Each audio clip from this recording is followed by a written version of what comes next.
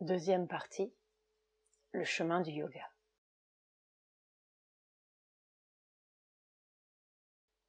Les expériences et les visions. L'expérience spirituelle, c'est le contact avec le divin en soi-même, ou à l'extérieur, ce qui revient au même dans ce domaine. Et cette expérience est identique partout, dans tous les pays, chez tous les peuples, et même à toutes les époques. 18 février 1935. Il faut toujours être plus grand que son expérience.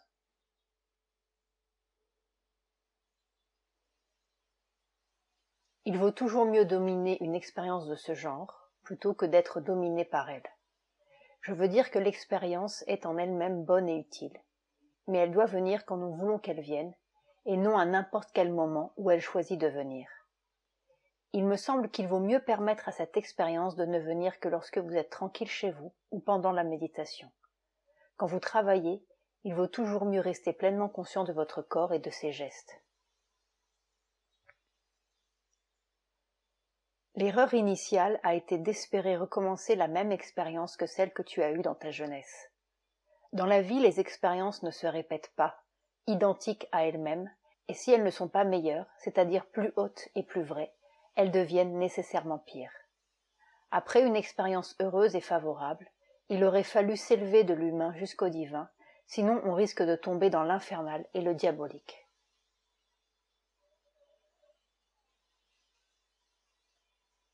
Il peut être utile, pendant quelque temps, d'avoir certaines expériences intérieures, mais cette attitude ne doit pas devenir permanente, car ce n'est qu'une vérité partielle très éloignée de la vérité totale du yoga intégral.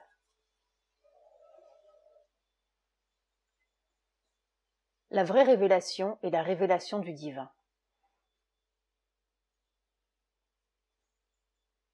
La descente de calme et de lumière que vous sentez est un signe que la sadhana a effectivement commencé en vous. Cela montre que vous êtes maintenant consciemment ouvert à la force divine et à son action. La descente de calme et de lumière dans l'être est le commencement de la fondation du yoga. On peut la sentir d'abord dans le mental et la partie supérieure seulement, mais ensuite elle descend de plus en plus bas jusqu'à ce qu'elle touche tous les centres et soit ressentie dans tout le corps. D'abord cela ne vient que pendant un instant ou deux. Ensuite cela dure plus longtemps. Les autres expériences montrent que la faculté de vision intérieure est en train de s'ouvrir. Cela aussi fait partie du yoga. Le feu que vous avez vu était sans doute le feu de l'aspiration allumé dans l'être vital.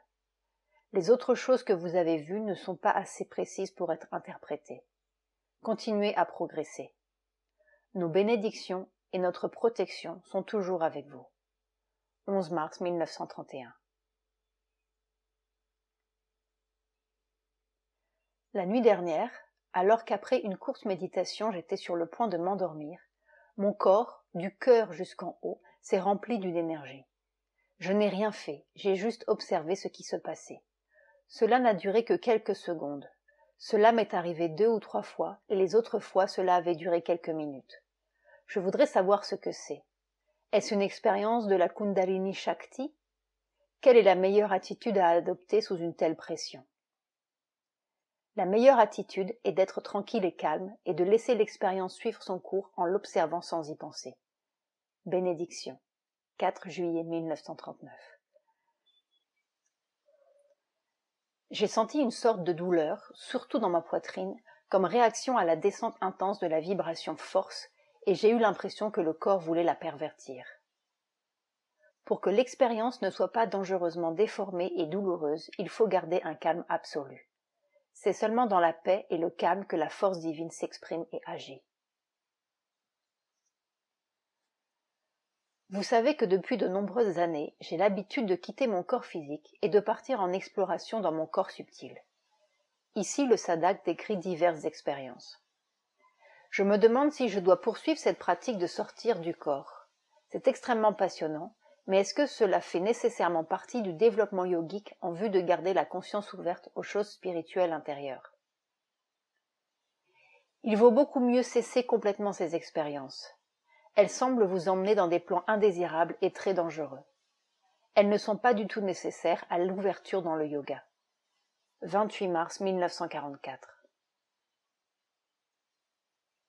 Le Sadak écrit une nouvelle lettre sur l'éventualité de mourir avant de s'être tourné entièrement vers Sri Aurobindo et la mer, et raconte une expérience où s'effectuait un mouvement de don de soi total. Je ne vous ai certainement pas abandonné, pas le moins du monde.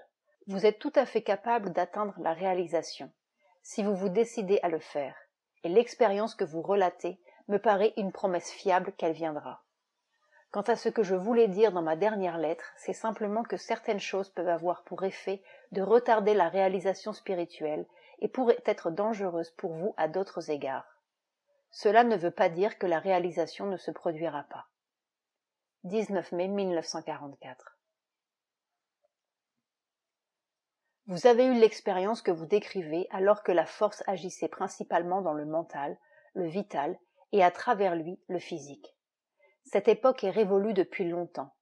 La force est descendue plus bas dans son action, et maintenant elle ne travaille pas seulement dans la matière, mais aussi dans le subconscient et même dans l'inconscient. Si vous ne suivez pas ce mouvement descendant, si vous ne laissez pas la force agir dans votre corps et dans ces régions matérielles de la conscience, vous allez vous trouver à l'écart sur le bord de la route sans être capable d'aller plus loin.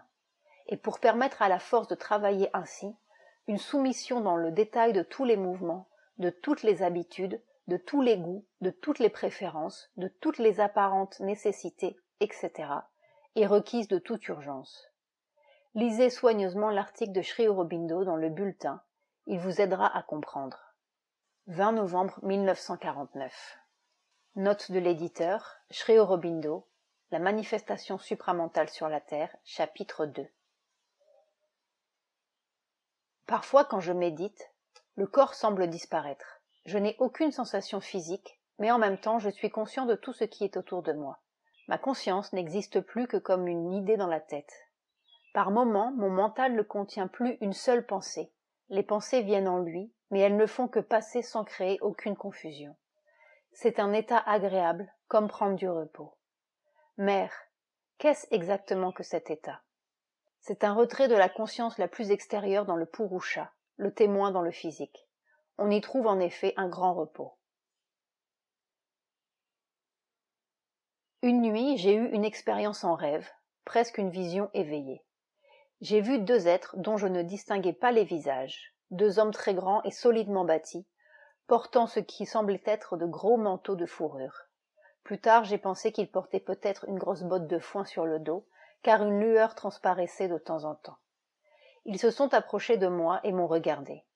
Je n'ai pas eu peur du tout, j'ai simplement dit « Si vous venez de la part de la mer, vous pouvez faire ce que vous voulez, sinon je n'ai rien à faire avec vous, qui que vous soyez.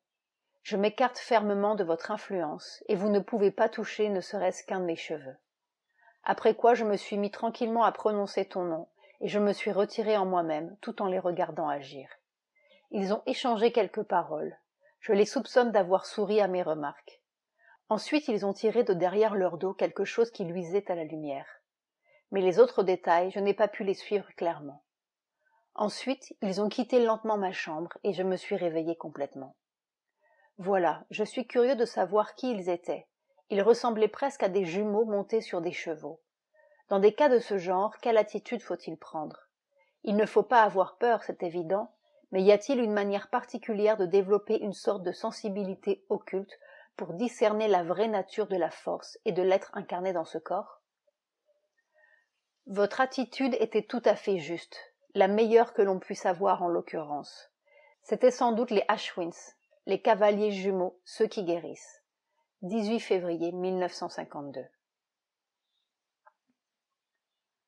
Si en méditant devant une flamme, je pense qu'elle est le divin et qu'elle est moi-même, si je sens que la flamme et moi, nous sommes une seule et même chose, le divin, si je sens cela toujours et pour tout, est-ce que ce sera ce que tu appelles vivre dedans? Incontestablement oui, c'est un pas important vers les profondeurs psychiques. 1969. Votre observation est très rudimentaire. Aucune règle ne peut être établie quant aux suggestions et aux voix qui viennent du dedans. Votre dedans peut vouloir dire n'importe quoi. Vous devez exercer votre sens de l'observation et essayer de distinguer l'origine de chacune de vos suggestions. La voix ou la suggestion peut venir de votre subconscient ou elle peut venir de quelque chose de plus élevé. Si vous savez d'où elle vient, vous pouvez décider si vous devez la suivre ou non. Parole de la mer, volume 2.